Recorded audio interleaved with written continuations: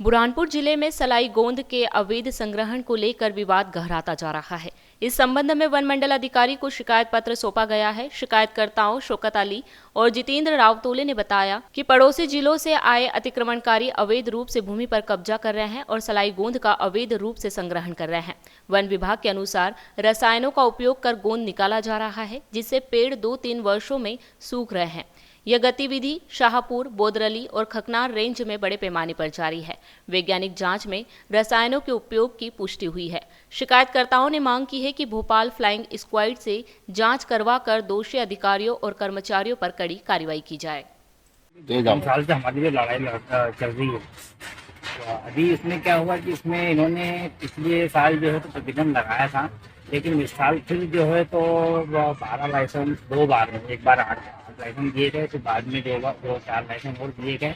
ये जो लाइसेंस जो जारी हो रहे हैं, जिससे भी जंगलों का विनाश है, जो सलाई पेड़ों को जो नष्ट किया जा रहा है, इसी को लेकर के बार बार हमारे द्वारा जो है स्थानीय अधिकारियों को अवगत किया जा रहा है। पत्र तैयार करके हमको मतलब उनका अवगत किया जा रहा है, लेकिन किसी तरह की सुनवाई नहीं हो रही। तो इसीलिए हमने इस जो सलाई के जो अपना गोंद का जो सैंपल है, ये हमारे द्वारा जो है तो कलकत्ता लैब में भेजा गया, भारतीय विज्ञान शिक्षा अनुसंधान संस्थान के अंदर कलकत्ता भेजा गया, जिसकी लैब की रिपोर्ट भी पॉजिटिव आई है, जिसमें उन्होंने घातक इसके परिणाम दिखाए हैं। तो इसी को लेकर के हमने कलेक्टर महोदय जी से भी मुलाकात करके और माननीय डीएफओ साहब से भी हमने एक लेटर वो सौंपा है कि जांच रिपोर्ट के साथ कि इसकी आप अपने स्तर पे जांच कमेटी बना के जांच कीजिए और जो है तो इस पर तुरंत प्रतिबंध लगाने का काम कीजिए। अभी हमारे संज्ञान में आया कि इन्होंने 4 सदस्यीय जांच कमेटी बनाई है।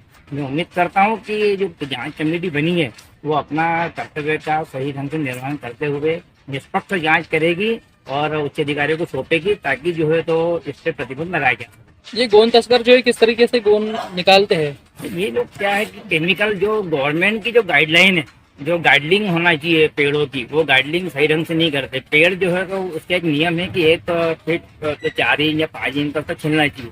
ये लोग क्या करते हैं, पूरे पेड़ को पूरी गोलाई में छिल डालते हैं, मतलब जिसको गार्डनिंग बोलते हैं, गार्डनिंग ही नियम विरुद्ध कर रहे हैं। और दूसरी बात है कि पेड़ पे घाव भी नहीं लग सकता, लेकिन आप जाकर के देखिए जंगलों के अंदर के किस प्रकार से कुल्हाड़ी के घाव 5-5, 6 जगह कुल्हाड़ी के घाव अपने पेड़ों पे लगाए गए, जिसमें कि केमिकल डाला जा रहा है। लेकिन इन लोगों को अवगत कराने के बाद भी ये लोग नहीं मान रहे थे, इसलिए हमने इसकी जो लैब में जो है तो इसका सैंपल भेजा के जाए। पूरे जिले भर का मामला यही है? ये पूरे जिले में ही। देखिए, जिस तरह से आपके द्वारा जब मुझे रिपोर्ट दिखाई गई है उसको मैंने देखा है, और साथ ही जो संबंधित शिकायतकर्ता हैं उनके द्वारा भी हमारे कार्यालय में आवेदन दिया गया है। तो उसके लिए वन मंडल अधिकारी महोदय द्वारा एक समिति का गठन किया गया है और वो समिति जल्द ही अपने स्तर से जांच करेगी, तब किसी निष्कर्ष पर पहुंचा जा सकता है। सर, देखा गया कि इसमें लगातार जो है पहले 6 दिए गए थे, फिर बाद में 2 और अब और 6 दे दिए गए, तो लगातार जो है लाइसेंस भी जारी हो रहे हैं। तो इसके पीछे क्या मंशा हो सकती है विभाग की? देखिए, ये जो लाइसेंस दिए जा रहे हैं वो आवेदनकर्ताओं के आवेदनों के आधार पर दिए जा रहे हैं। अब क्योंकि ये एक जीविका आधारित व्यवसाय का रूप ले लिया है इस सलाई गोंद संग्रहण ने, और वर्षों से जो हमारे जंगलों के आसपास के लोग रह रहे हैं वो उनके द्वारा इस सलाई और धावड़ा गोंद का संग्रहण किया जाकर अपनी कुछ आजीविका में कुछ उनको योगदान मिल रहा है।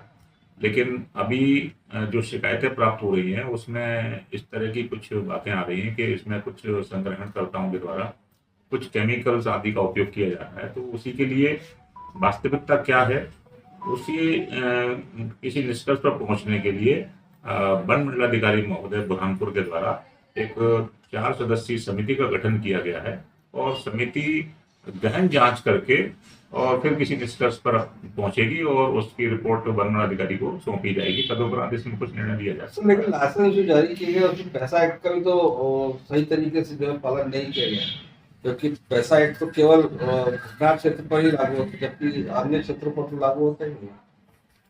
फिर कैसे इसको मैं दिखवाता हूँ। आप जो बात बोल रहे हैं कि कौन सी समिति ऐसा के अंतर्गत नहीं आ रही है और उसको यदि लाइसेंस दिया गया है तो उसकी हम जांच करेंगे। तो क्या उनको निरस्त किया जाएगा फिर? अब ये निर्णय जो सक्षम अधिकारी है वही ले पाएंगे।